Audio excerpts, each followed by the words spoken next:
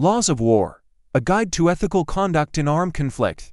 As future soldiers of the armed forces of the Philippines, your duty is to protect your country and its people.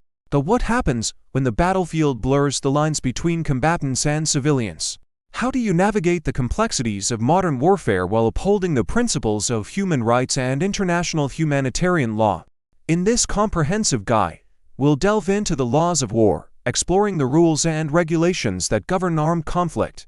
We'll examine the ethical considerations that guide military decision-making, from the gathering of intelligence to the use of force and deceptive tactics. We'll also discuss the specific protections afforded to civilians, cultural heritage sites, and prisoners of war.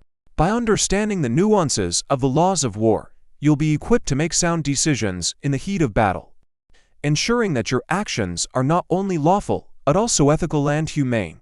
You'll learn how to distinguish between legitimate military targets and protected civilian objects, how to minimize collateral damage, and how to treat captured combatants with dignity and respect. Through historical examples and modern case studies, we'll illustrate the importance of these principles in both international and Philippine military contexts. We'll examine how the misuse of weapons and disregard for human rights have led to devastating consequences in past conflicts, and how adherence to the laws of war can mitigate harm and promote a more just and peaceful resolution to conflict. This knowledge is not just theoretical. It's essential for your success as a soldier. By upholding the laws of war, you protect not only civilians and cultural heritage, but also the reputation and integrity of the armed forces of the Philippines. Your actions on the battlefield reflect not only your personal values, but also the values of the nation you serve. Rules for non-international armed conflicts, a practical guide.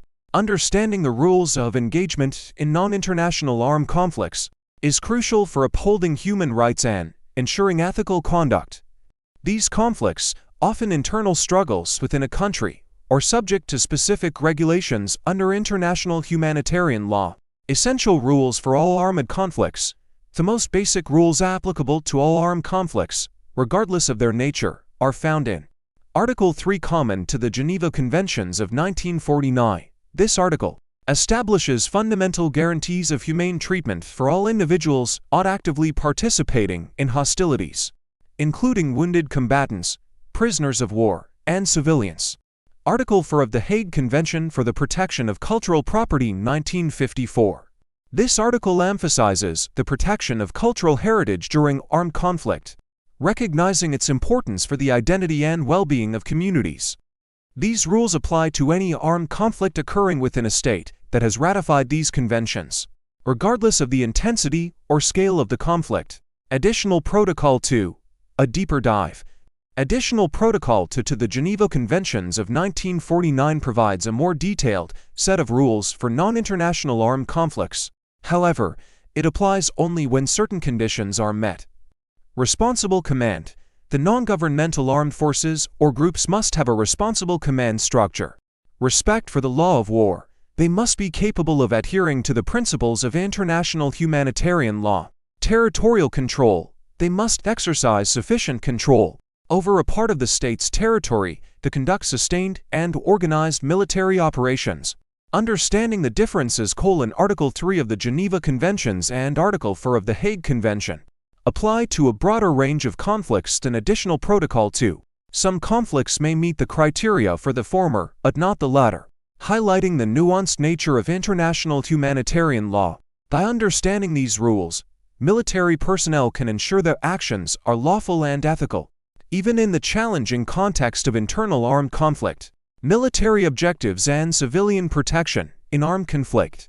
In the complex landscape of armed conflict, distinguishing between military objectives and civilian objects is paramount.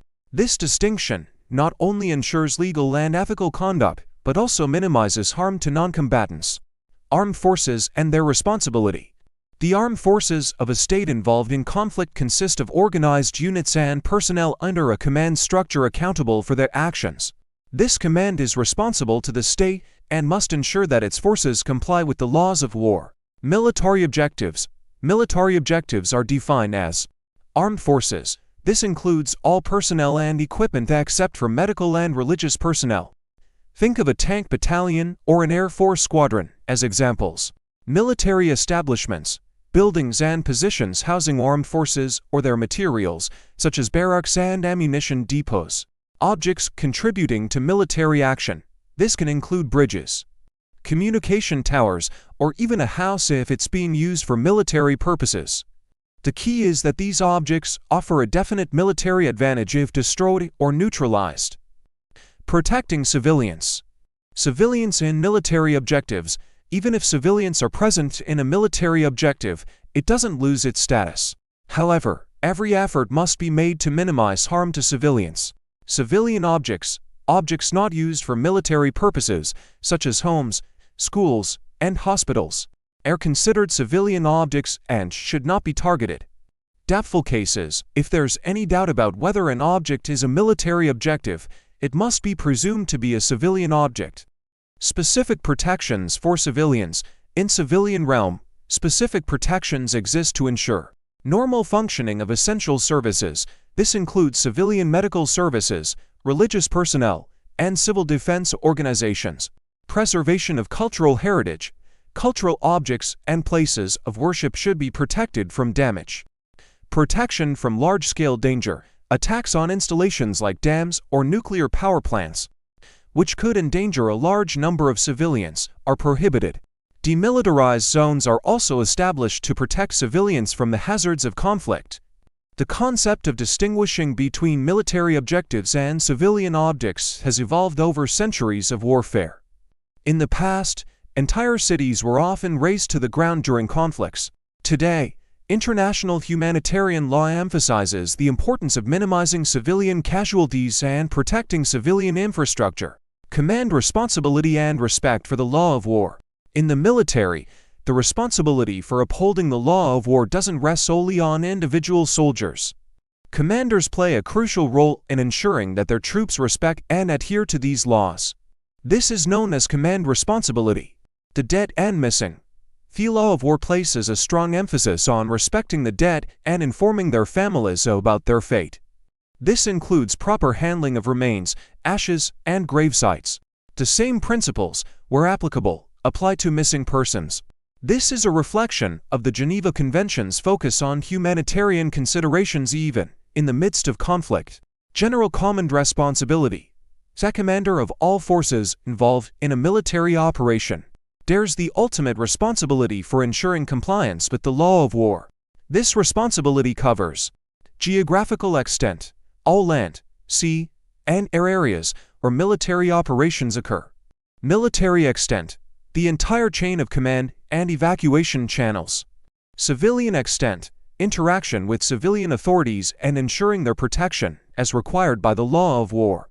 Commanders must be prepared to address unique challenges that arise during conflict, such as unconventional warfare or operations in unfamiliar environments. They must also provide guidance to their subordinates, including clear rules of engagement tailored to specific circumstances. The concept of command responsibility has its roots in ancient military codes and has been further developed through international law.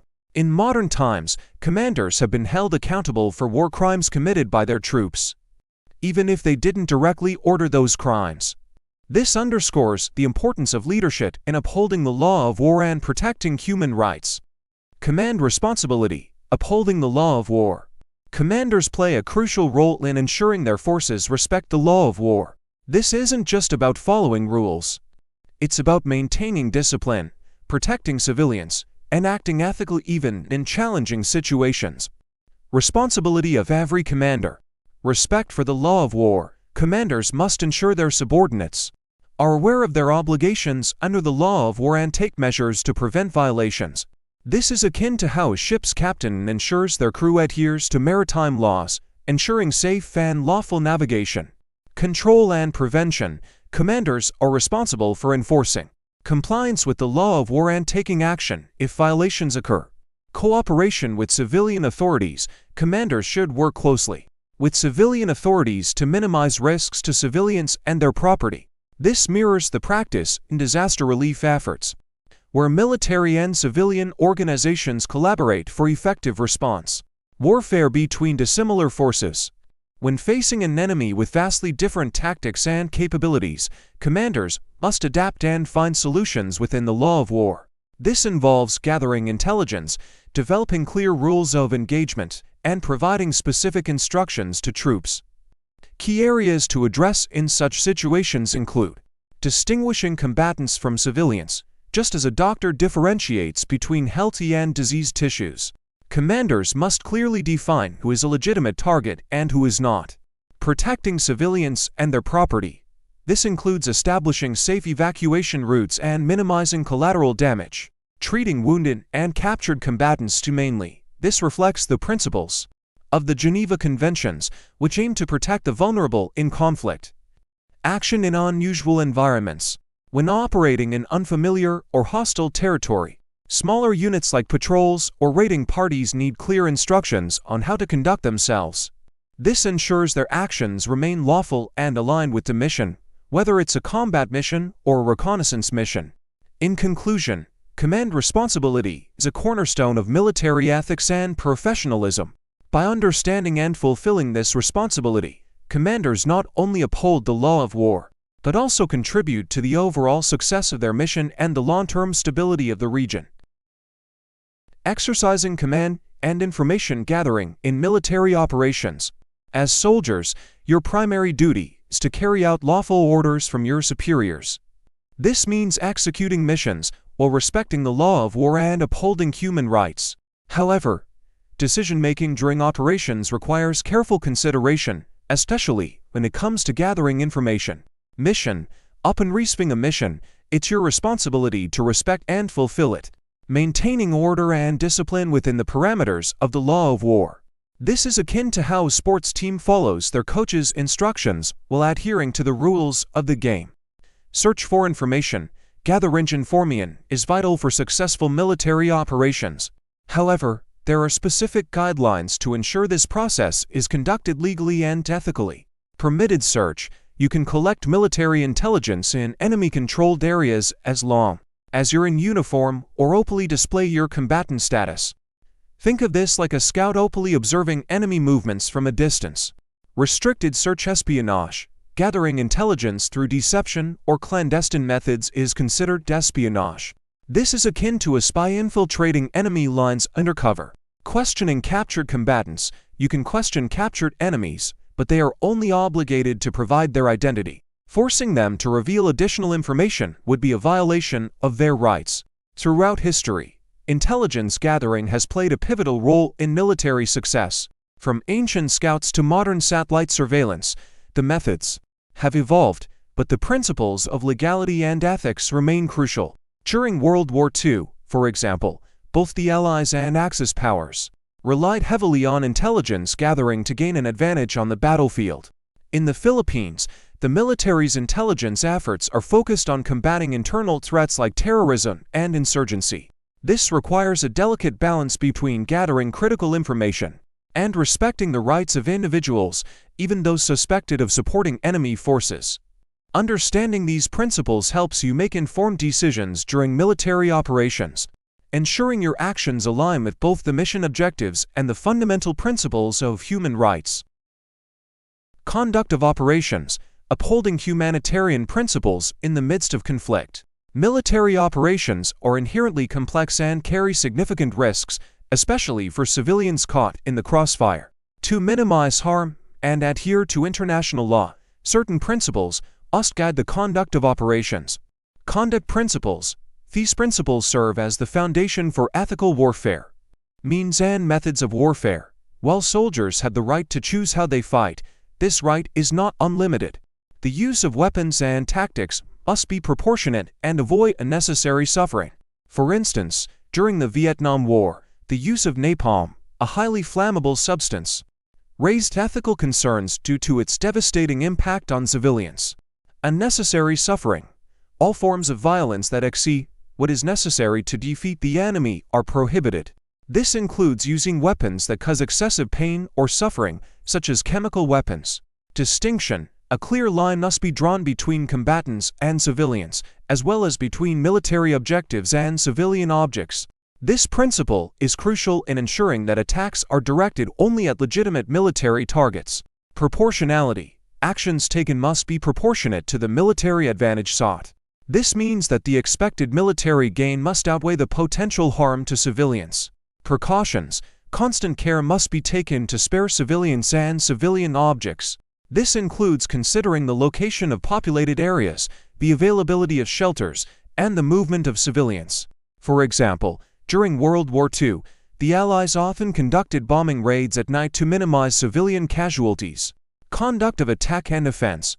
These principles apply to both offensive and defensive operations. Attacks must be directed only at military objectives, and precautions must be taken to avoid or minimize civilian casualties. Planning. The level of care and caution applied during operations must also be exercised during the planning phase. This involves assessing potential risks to civilians and taking measures to mitigate them. The importance of these principles is evident in historical and contemporary conflicts. For instance, the indiscriminate bombing of cities during World War II, such as the bombing of Dresden, led to widespread civilian casualties and raised ethical questions about the conduct of warfare.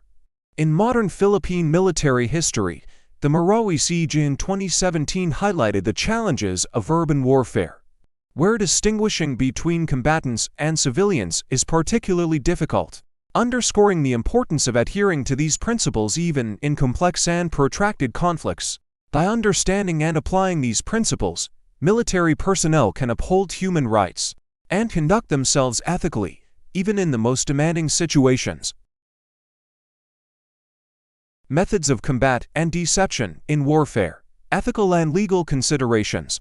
Military operations necessitate strategic decision-making, including the use of force and deceptive tactics. However, these actions must be guided by the law of war to protect civilians and maintain ethical standards. Methods of combat.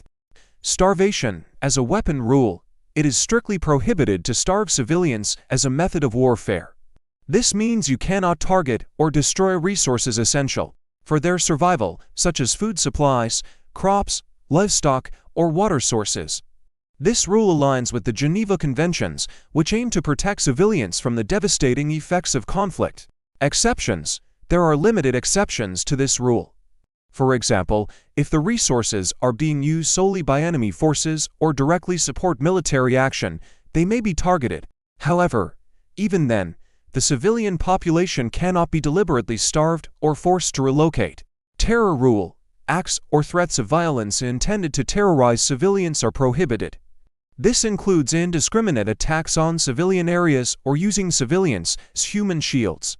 No survivors policy rule, ordering that no enemy combatants will be taken prisoner or conducting operations based on this principle is illegal and unethical. Soldiers must respect the lives of those who surrender. Deception. Deception can be a legitimate tactic in warfare, but it must be used ethically and within the bounds of the law of war. Ruses of war. These are permissible acts intended to mislead the enemy or cause them to act recklessly. Examples include camouflage, decoys, feints, disinformation, and electronic warfare. This is similar to how animals use camouflage to deceive predators in the wild. Prohibited deception. Perfidy. Perfidy involves betraying the enemy's trust by misusing protected symbols or feigning surrender to gain a military advantage. This is considered a war crime under international law. A famous example of perfidy is the Trojan horse, where the Greeks tricked the Trojans by hiding soldiers inside a giant wooden horse. Restricted deception. Emblems of nationality. Using the flags or uniforms of the enemy to shield, favor, or impede military operations is prohibited. However, warships are traditionally allowed to fly false flags as long as they display their true flag before engaging in combat. Throughout history, deception has been a common tactic in warfare. However, the law of war has evolved to distinguish between permissible ruses and prohibited perfidy. This distinction is crucial for maintaining ethical standards and preventing unnecessary suffering during armed conflict. Exclusion zones in armed conflict. Rules and considerations. In times of war, armed forces may establish exclusion zones to control specific areas for military purposes. However, these zones must be established legally and with careful consideration for their impact on civilians and neutral parties. Exclusion zones and similar areas. Definition. These are designated areas, often at sea or in the air, where access is restricted for military reasons. The size and duration of these zones must be limited to what is necessary for military operations. Examples: exclusion zones can take various forms, such as maritime operational zones where foreign vessels and aircraft are prohibited, or blockaded areas restricting access to specific coastal regions or ports. Establishing exclusion zones. Significance and rules. The purpose of the exclusion zone must be clearly stated, along with the specific restrictions and boundaries. Rules of engagement should guide the actions of military personnel within the zone. Think of it like a road sign indicating a detour or restricted area. The purpose and boundaries must be clear to avoid confusion. Information dissemination. Belligerent parties and neutral states must be informed about the zone's restrictions and the potential consequences for those who enter without authorization. Dealing with intruders. If tactical situation allows, intruders should be intercepted, questioned, and allowed to continue if found to be innocent. This reflects a balance between security needs and respect for the rights of those not involved in the conflict. The concept of exclusion zones is not new. Throughout history, navies have established blockades to restrict enemy access to ports and trade routes.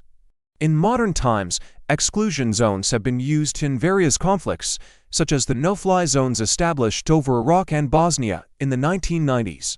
By understanding the rules governing exclusion zones, military personnel can ensure that these measures are implemented lawfully and ethically, minimizing disruption to civilian life and respecting the rights of neutral parties. Protected zones in armed conflict, ensuring civilian safety and cultural preservation.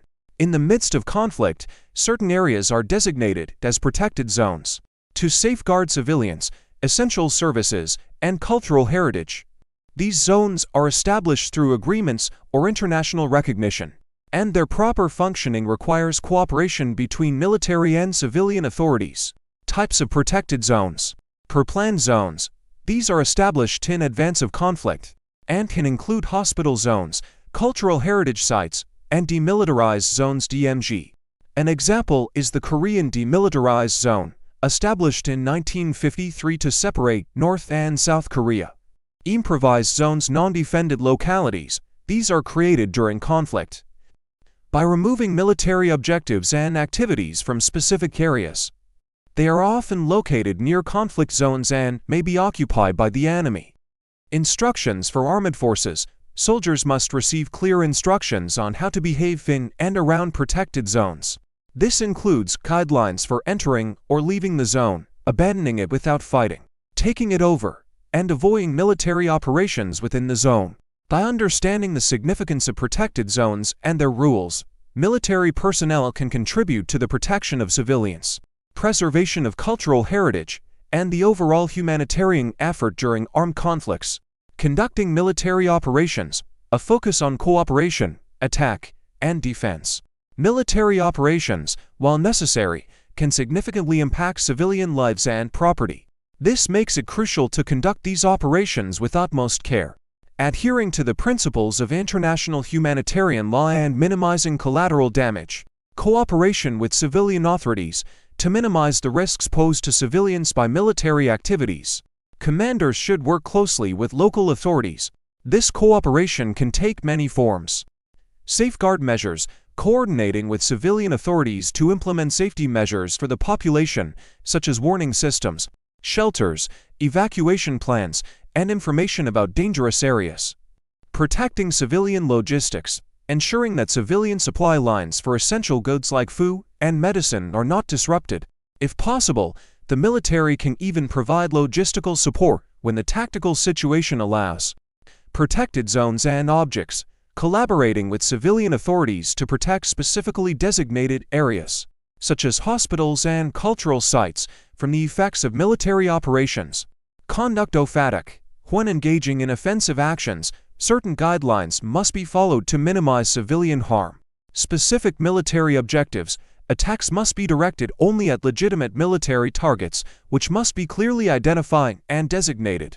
Minimizing civilian risk. When multiple military objectives offer similar advantages, choose the one that poses the least risk to civilians. No joint objectives.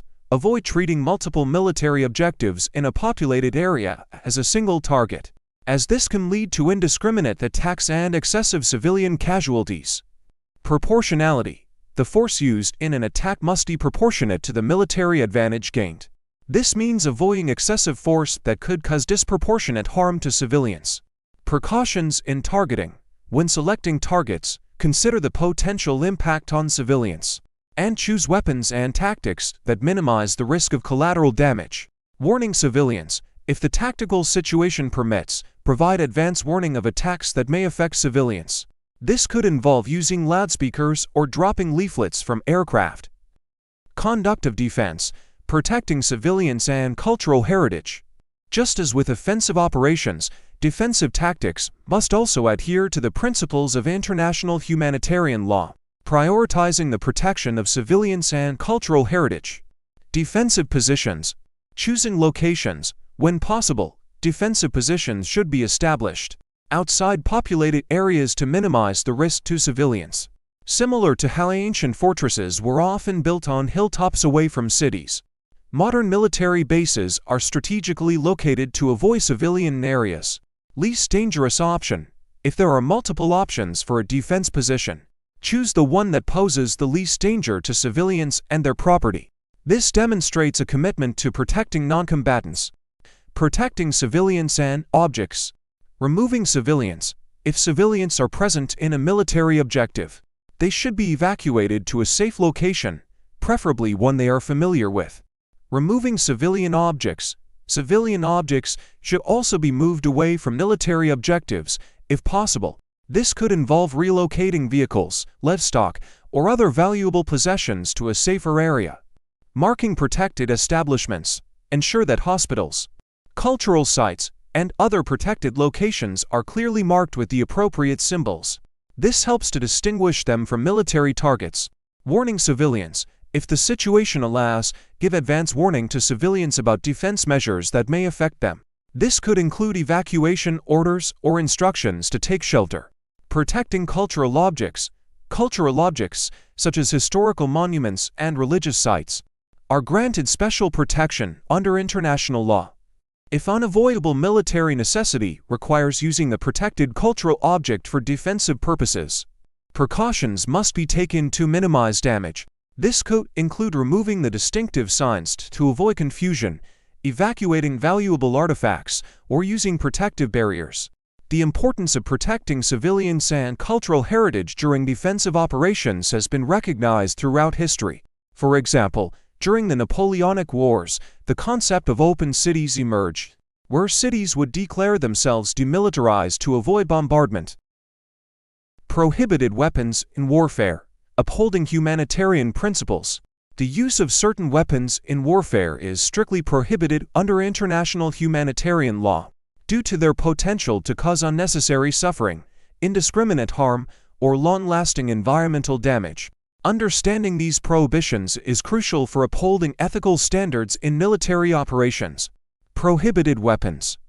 Explosive projectiles under 400 grams, small explosive projectiles, designed to cause injury through fragmentation, are banned due to their indiscriminate nature. Expanding bullets. Bullets that expand or flatten upon impact, causing severe injuries, are prohibited. This ban aims to reduce the suffering of wounded combatants.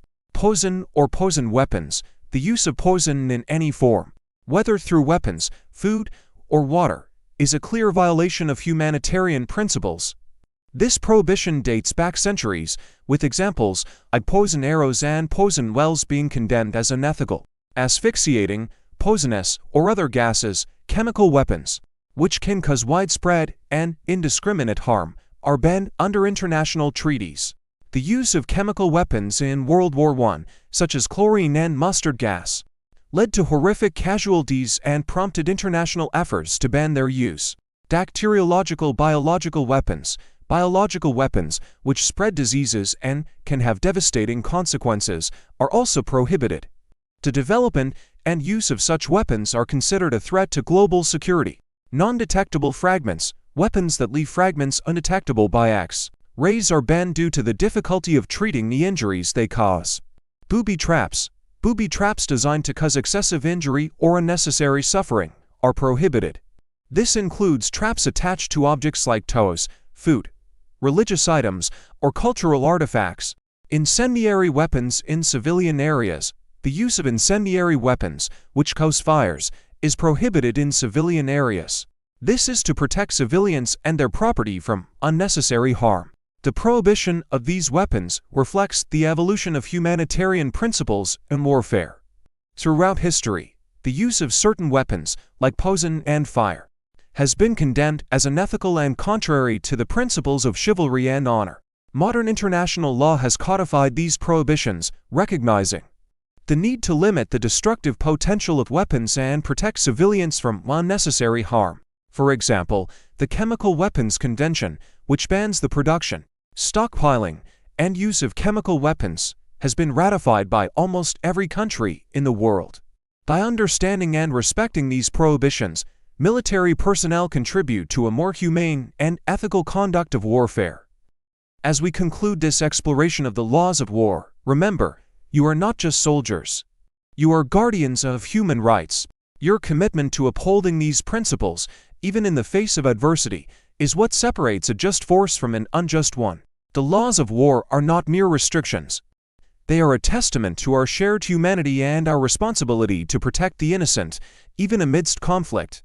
Your actions on the battlefield will define your legacy, not just as soldiers, but as human beings.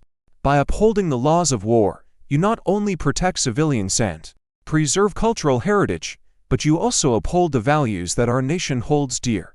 As you embark on your journey in service to our country, carry these principles with you.